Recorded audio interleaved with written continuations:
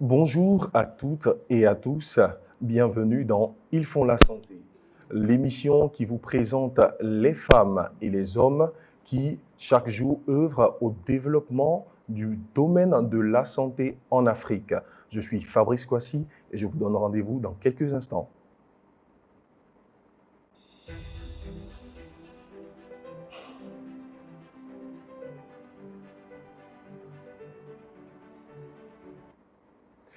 Aujourd'hui, nous avons sur notre plateau le représentant de la PSPS qui est non plus à présenter, c'est le docteur Dan Sono.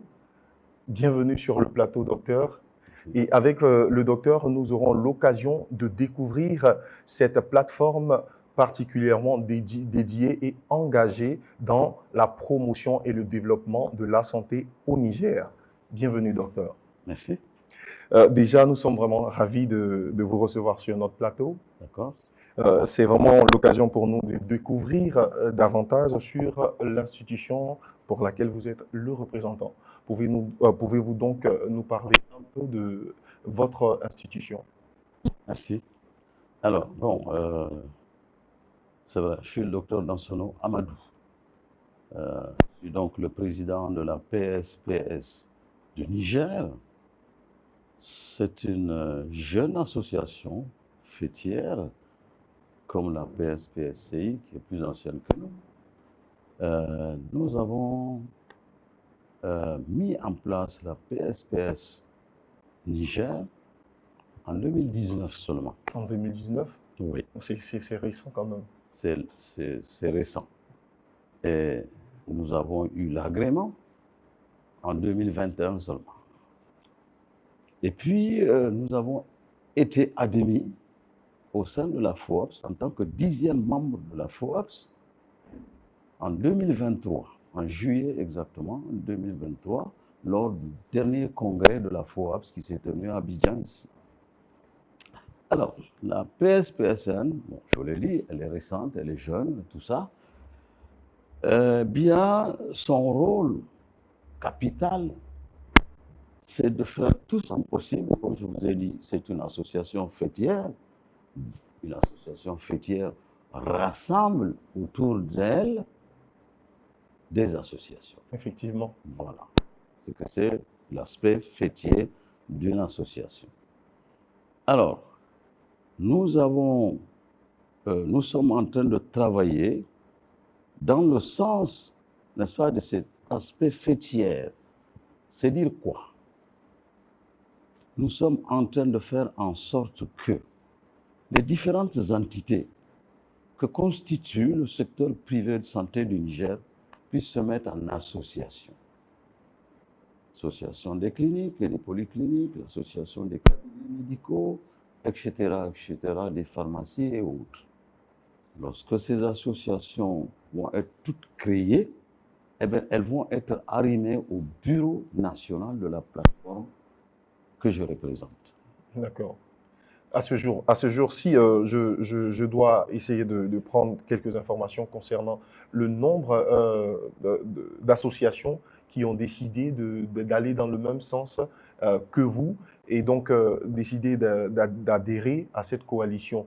Combien d'associations donc compte la PSPS? Alors, il faut parler chez nous en termes de régions. Nous avons 8 régions au Niger. Ce qui signifie que chaque région doit avoir sa PSPS. Et chaque région va être arrimée, connectée à la PSPSN. Je m'explique. Si vous connaissez, par exemple, un peu le Niger, oui. Vous connaissez au moins la capitale, qui est Niamey. Oui, oui. Niamey constitue une région.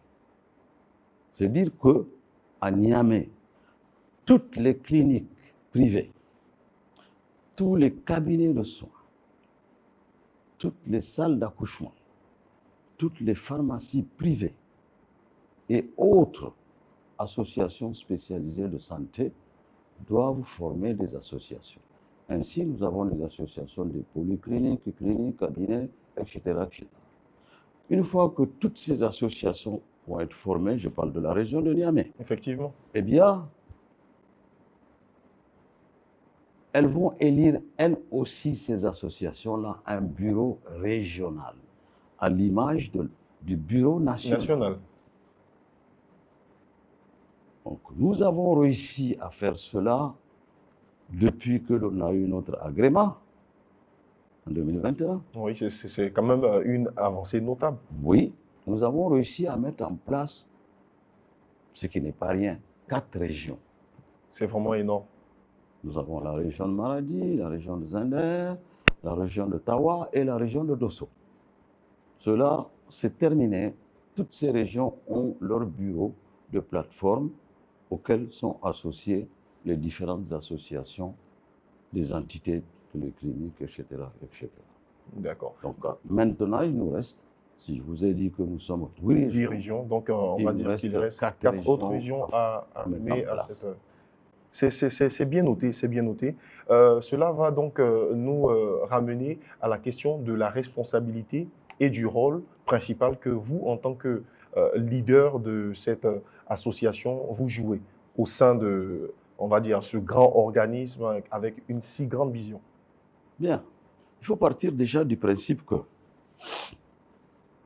l'État est organisé. Parce que toutes les structures de santé de l'État dépendent du ministère de la Santé. Effectivement, nous sommes d'accord là-dessus. Très bien. Alors, demandez-vous que toutes les structures de santé privée dépendent de qui? La question reste posée alors. Eh bien voilà. L'État n'est en fait que l'organisme de tutelle. Parce que qui va se charger de coordonner l'ensemble voilà, loi, des acteurs. etc. Mais les entités privées n'avaient jusqu'à présent pas un représentant qui puisse les regrouper, les organiser. Et c'est le rôle de la plateforme, c'est de regrouper, d'organiser toutes les structures privées afin que l'on puisse, n'est-ce pas, parler d'une seule voix. Voilà le slogan de toutes les structures privées, que ce soit en Côte d'Ivoire ou au Niger. Le privé doit s'organiser, faire avoir un organe inclusif de coordination, qui est le bureau de la plateforme nationale. Voilà notre rôle. Et donc, je répète, c'est de fédérer toutes ces organisations-là, de les regrouper et de les organiser, afin que, évidemment, vous alliez donc à la conquête de vos objectifs. Que toute structure organisée, fédérée, eh bien, fonctionne beaucoup mieux. Comme on dit, quand je suis seul, je vais vite. Et quand nous sommes plusieurs, eh bien, nous allons loin. Voilà l'adage, n'est-ce pas, qui régit l'organisation de toutes ces structures privées mises ainsi. Vraiment très passionnant de savoir cela parce que les objectifs que vous fixez, on va dire pour la PSPS, sont louables et ils ont vraiment une portée, on va dire, que ce soit à court terme ou à long terme pour les populations. Et si vous pouvez prendre du temps pour échanger avec nous, partager avec nous quelques-uns des objectifs que vous vous êtes fixés pour ces années à venir. Bien, d'abord, nous sommes la même chose que les représentants du public. On est d'accord. Nous sommes d'accord sur ce fait. Très bien. Qu'est-ce que nous recherchons? Le développement, l'amélioration des... L'amélioration des conditions de santé de nos populations. Nous avons la même mission que le public. Le système public. Puisque nous sommes dans le même écosystème. Effectivement. Nous avons une seule mission, c'est la mission de soins. Donc nous devons faire en sorte que le privé comprenne que autant le public est en train d'œuvrer pour l'amélioration de la qualité des services de soins pour les populations, mais le privé fait la même chose. Il faut sortir des sentiers ces battus de stéréotypes, dire le privé cherche l'argent. Mais non, le privé cherche l'argent parce que le privé, c'est des entreprises privées. Le privé s'autofinance pendant que les organisations du secteur public sont financées par l'État. C'est l'État qui finance. Or, moi, en tant que privé, je dois sortir les fonds de ma poche pour créer mon entreprise. Bon, mais il ne faut pas éluder la question des soins que je vais offrir aux populations, même populations, ils attendent de moi que je leur offre une qualité qui sont les soins. bénéficiaires directs. Voilà ce à quoi nous œuvrons. C'est dire que nous allons mutualiser pour qu'on comprenne, que tout le monde comprenne que le privé est là pour offrir des soins de qualité aussi à nos populations respectives. Donc, notre objectif en dehors de cela, c'est aussi le dialogue public-privé. Il faut que nous et le public, nous parlions sur un seul aspect, les soins à donner à nos populations. Donc, si vous avez des entités éclectiques à droite et à gauche, qui va discuter avec le ministère de la Santé, par exemple? Donc, vous voyez, déjà, n'est-ce pas, le premier objectif de la mise en association de la plateforme, c'est de constituer une interface entre le secteur privé et le public. Voilà déjà notre premier rôle. Puisque des unités décentralisées, éclectiques, qui va discuter avec le ministère? Qui va demander quoi que ce soit à la tutelle? Il n'y en a pas. Il faut un organisme, un seul organisme inclusif, donc de coordination. Voilà quel est notre rôle actuellement. D'accord. Donc, vous prenez, on va dire, le taureau par ses cornes, afin que le ministère public et donc le secteur privé ne puissent que faire un pour éventuellement les populations. Mais à ce jour, est-ce que le gouvernement, par le biais du ministère de la Santé du Niger, a favorisé des séances d'échange avec vous, des séances de travail pour essayer d'atteindre cet objectif de mutualisation? Absolument. Puisque, vous savez, pour des structures de soins, la tutelle doit effectuer des supervisions. Oui, effectivement. Ces supervisions peuvent être des contrôles pour voir les normes de qualité. Ça va de soi. Ces supervisions peuvent être des supervisions formatives. Parce que quand je suis dans mon centre de santé, il faut bien que une autorité puisse réguler, vienne à moi pour observer, vérifier ce que je suis en train de faire. Est-ce que j'ai les compétences pour faire ce que je fais? Est-ce que j'ai les outils? Et même l'accréditation. Oui, donc mon accréditation. Avant, c'était que le ministère de la Santé publique qui faisait cela. Mais maintenant, vous savez, et ça c'est dans tous les pays, le privé est en train de croître de manière exponentielle. Le ministère ne peut plus. Non, ce n'est pas possible. Il va falloir qu'il compte avec le privé pour le faire. Donc, nous nous occupons de nos membres aussi, en collaboration, en concertation avec le ministère de la Santé. Aujourd'hui, si le ministère de la Santé fait des supervisions, eh bien, nous sommes ensemble. Parce que ce n'est pas pour protéger nos membres, mais nous devons savoir ce qu'on nous reproche afin que rapidement nous puissions émettre des mesures correctives à notre sein pour améliorer il y a les formations. Le ministère de la Santé ne pourra plus former tous les agents du secteur privé. On est d'accord là-dessus. Il a ses propres agents à former. Donc, Le secteur très privé souvent, les doit se ressources charger, vont lui donc, manquer pour faire la supervision des structures privées. oui, oui. Donc, on doit, nous débrouiller pour essayer, dans la mesure du possible, de faire la formation de nos membres. Pour ça, bien sûr, ce n'est pas évident tant que vous n'avez pas la ressource. Effectivement. Donc, nous, bureau de la plateforme, nous allons chercher les financements possibles pour faire ces formations à nos membres. Il va de soi. On ne compte plus sur le ministère de la Santé, il ne peut pas.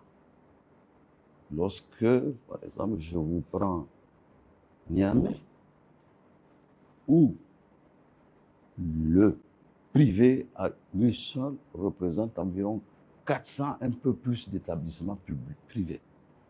À côté de ça, le public, ce n'est pas plus de 20. Vous voyez un peu? Le fossé, il est Ah, vraiment ben oui. énorme. Vous voyez? On va dire que vous couvrez pratiquement la majorité du secteur. Oui, c'est la majorité. Quand nous faisons 4 fois les structures publiques. Je vous parle de Niamey. Excusez-moi. Alors, quand le ministère public va former 20 agents, mutuellement, combien il peut prendre dans le privé pour mettre avec, quoique il ait obligation de le faire. Ah ben oui, on ne peut pas laisser des agents de santé qui ont été formés par l'État continuer à travailler dans le secteur sans pour autant rehausser les niveaux de compétences. Le renforcement des capacités doit suivre. Vous êtes un informaticien. Si vous ne vous mettez pas à jour, vous êtes largué. Effectivement. Parce que là, chaque fois, il y a des améliorations, oui. il y a des évolutions dans la technologie. Largué. Mais c'est la même chose en médecine. Oui, il y a de nouvelles maladies qui sont découvertes. Pratiques. De nouvelles pratiques. Donc, vous devez suivre. Autrement, c'est la catastrophe, surtout en médecine. Donc là, la question de la formation continue est vraiment très importante. La formation continue doit être de mise. Bon, maintenant que nous sommes une entité organisée, nous devons faire en sorte de trouver les moyens pour assurer ce renforcement de compétences, de capacités. Voilà déjà une des tâches de la plateforme. En dehors du fait d'être représentatif du secteur privé vis-à-vis de la tutelle. D'accord. Marquons donc un point d'arrêt sur le volet financement. Vous l'avez évoqué, c'est vraiment une question qui, on va dire invraisemblablement, apparaît comme un défi, comme des difficultés. Niveau financement, quelles sont les actions que vous avez menées, que ce soit auprès du gouvernement ou auprès de particuliers, d'organisations donc humanitaires ou internationales, pour obtenir ce financement? OK. Vous savez, les plateformes nationales ont été mises toutes en place par l'État. Ah ben oui, puisqu'il s'agit d'une émanation de la CEDEAO et de l'OAS. Je parle des plateformes nationales, des bureaux de plateformes nationales. Bon, en principe, l'État devait accompagner ces plateformes nationales. Oui, avec au moins des subventions. Oui, des subventions. Bon, il y a ça. Et des subventions de l'État, quoique nous, jusqu'à présent, on n'a rien reçu. Tant pis, c'est pas grave, ça viendra. Maintenant, il y a des PTF. Et les partenaires techniques Oui, et financiers. partenaires financiers et techniques auxquels, auprès desquels vous devez faire des requêtes. Mais est-ce que ces requêtes-là, jusqu'à à ce jour, est-ce qu'elles trouvent, on va dire, bonne réponse lorsque vous les adressez? Non. Ce qu'il faut savoir, c'est que l'aide des PDF va dans le sens à animer des activités. Je veux faire un renforcement de capacité. Je fais un terme de référence. Je soumets à un bailleur qui va financer l'activité. Voilà comment ça se passe. À l'instar, on va dire, du congrès auquel on participe. Oui, mais par exemple, vous prenez l'USAID.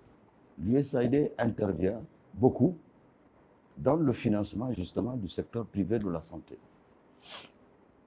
En initiant ou en acceptant les demandes de financement pour, je dis bien, je répète, des activités. Pas donner en numéraire de l'argent, non. Je veux faire une activité, je fais les termes de référence de l'activité que je soumets. Vous soumettez Maintenant, si après évaluation. voilà, veut financer, il finance. S'il veut modifier mon TDR, il le modifie. Mais très souvent, excusez-moi, eh bien, on arrive à trouver par là les financements pour mener des activités, soit de formation, de supervision, parfois l'achat de matériel pour certaines entités. Ça arrive. Autre forme de financement, mobilisation de ressources. Eh bien, il est clair que lorsque vous êtes une association, eh bien, il y a des cotisations statutaires. Oui. Le volet cotisation ne va pas dérober, Ben oui. on va dire, la règle. Donc, les associations se doivent de cotiser en leur sein. Et ce sont ces cotisations qui pourront être utilisées pour faire des activités. Voilà, pour l'instant. D'accord. Donc là, on va dire qu'il y a diverses sources qui aident au financement des activités de la Absolument. PSPS et c'est vraiment quelque chose qui n'est pas non plus à négliger. Là, nous sommes on va dire, en direct du 5e congrès africain du tourisme médical. Qu'est-ce que vous avez comme impression générale après ces 3 jours et si vous avez un appel à lancer concernant les activités lancées par votre institution, éventuellement, vous avez la parole. Bien. On a assisté à ce congrès qui nous a édifiés. Honnêtement, c'était édifiant. Parce qu'on ne s'attendait pas d'avoir un tel engouement et à trouver ceux qui ont été présentés parce que notre vision du tourisme médical n'était pas tout à fait cela. Même si nous avons une petite idée de ce que c'est un tourisme médical, c'est vous qui vous levez pour aller, je ne sais pas moi, en Turquie ou en Chine, pour amener votre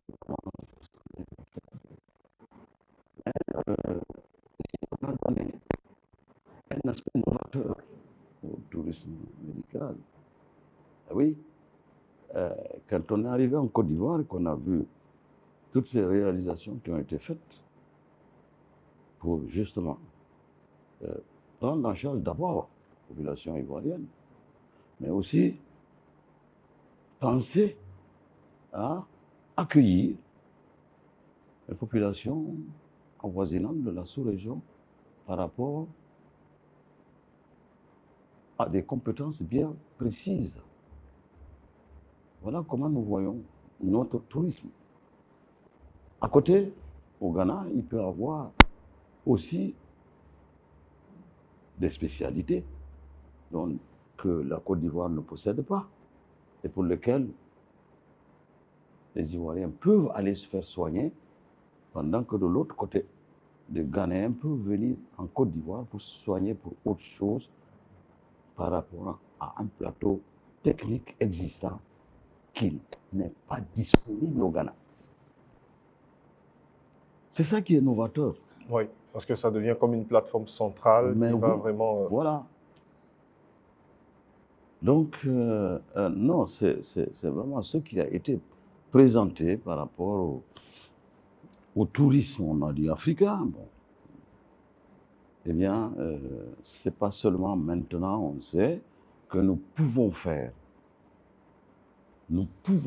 in situ pour nous-mêmes beaucoup de choses pour lesquelles nous n'avons pas besoin de dépenser des milliards à envoyer nos patients loin, loin pour se faire soigner. Merci donc, docteur, pour ces mots qui sont vraiment très, très, très inspirants, mais aussi motivateurs dans le sens où on se rend compte que plusieurs actions sont posées dans le seul but de mettre fin à la précarité sanitaire. Nous vous disons merci à vous, très chers téléspectateurs, qui nous avez suivis. C'était vraiment un plaisir de partager ce temps d'antenne avec vous dans Ils font la santé et nous vous disons à très bientôt pour une autre édition.